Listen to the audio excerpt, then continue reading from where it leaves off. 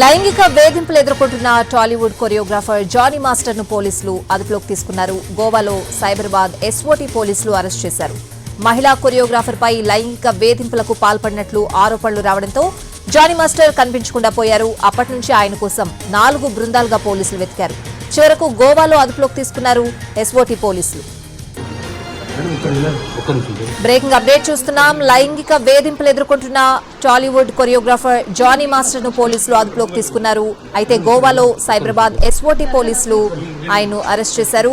మహిళా కొరియోగ్రాఫర్ పై లైంగిక వేధింపులకు పాల్పడినట్లు ఆరోపణలు రావడంతో జానీ మాస్టర్ కనిపించకుండా పోయారు. అప్పటి నుంచి కూడా ఆయన కోసం 4 బృందాలుగా పోలీసులు వెతికారు. చివరకు గోవాలో అదుపులోకి తీసుకున్నారు ఎస్ఓటీ పోలీసులు.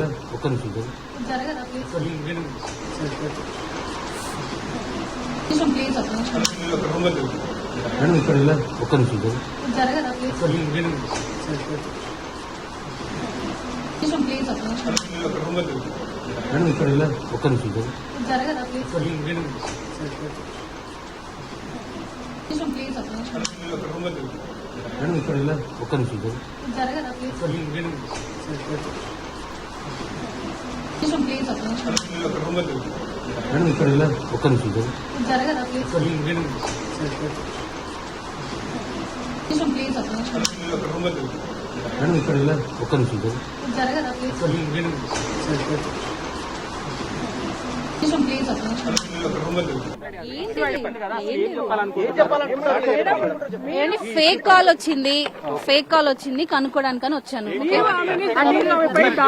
జరగండి.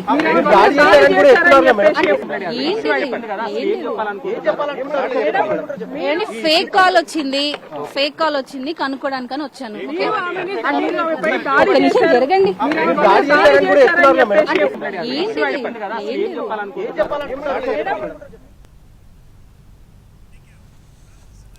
ప్రస్తుతం నార్సింగ్ పోలీస్ స్టేషన్ లో జానీ మాస్టర్ భార్య ఆయేషా ఉన్నట్లు తెలుస్తోంది. ఆయేషాపై కూడా బాధితురాలు కంప్లైంట్ చేసినట్లుగా కూడా సమాచారం అందుతోంది. నార్సింగ్ పోలీస్ స్టేషన్ దగ్గర నుంచి మా ప్రతినిధి రాధాకృష్ణ లైవ్ లో సిద్ధంగా ఉన్నారు. అప్డేట్స్ ఏంటో అడిగి తెలుసుకుందాం. రాధాకృష్ణ.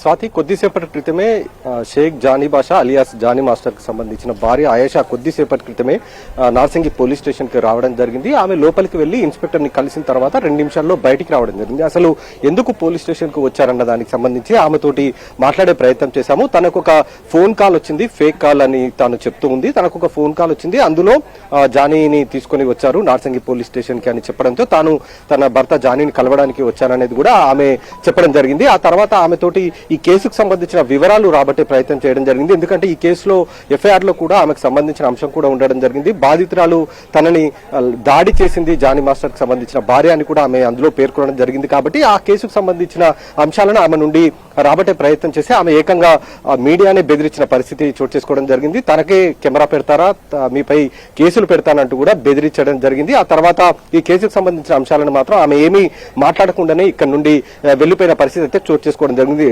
ఒకసారి అసలు ఎందుకు ఈమె రావాల్సి వచ్చింది ఈ కేసుకు సంబంధించిన అంశంలో? ఎందుకంటే ఒకవైపు ఎఫ్ఐఆర్ లో ఈమెకు సంబంధించిన అంశం ఉండడం, ఆ తర్వాత ఆమె భర్తను ప్రస్తుతం గోవాలో ఎస్ఓటీ పోలీసులు ఆమెను పట్టుకోవడం జరిగింది. అక్కడి నుండి అతన్ని ఇవాళ రాత్రి ఇక్కడికి తీసుకొని రావడం జరుగుతుంది. ప్రస్తుతం అయితే అతను గోవాలో ఉన్నాడు. గోవాలో కోర్టులో హాజరుపరిచిన తర్వాత పీటీ వారెంట్ పైన ఇక్కడికి తీసుకొని వస్తారు. అతన్ని అక్కడ ప్రధానంగా పీటీ వారెంట్ను ఎందుకు అతన్ని అక్కడ కోర్టులో హాజరుపరచాల్సి వచ్చిందన్న దానికి సంబంధించి మనం అధికారులతో మాట్లాడి సమాచారం రాబట్టే ప్రయత్నం చేసినప్పుడు వాళ్ళు అక్కడ కోర్టులో అతను హాజరుపరచడం ద్వారా లీగల్ ఎవిడెన్స్ దొరుకుతుంది. ఎందుకంటే ఇతను 4 రోజులుగా పరారీలో ఉన్నాడు, అజ్ఞాతంలో ఉన్నాడు. ఎక్కడ కూడా అతను సెల్ ఫోన్ ఆన్ చేసి ఉంచలేదు.